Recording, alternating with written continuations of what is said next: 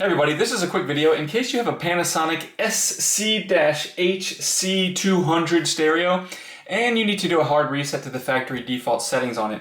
Now you might want to do this for one of two reasons. The first one is troubleshooting. If this stereo is not working or not responding, like if the buttons that you're pushing, they're not responding or anything like that, a hard reset can fix a lot of these issues.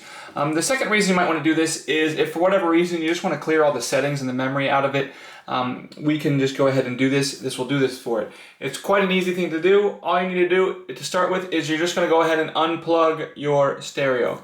Once you unplug it, you're going to wait at least 3 minutes to let everything clear out. And then you're just going to come in and find the power button and press and hold the power button. And while pressing and holding the power button, just go ahead and plug the stereo back into the wall. All the while holding the power button. Just keep holding it until the display just shows a bunch of dashes on the display. Dash, dash, dash, dash, dash all across the display. At which point you can let go of the power button and everything will be back to its factory presets and you can go ahead and set it up as a new device.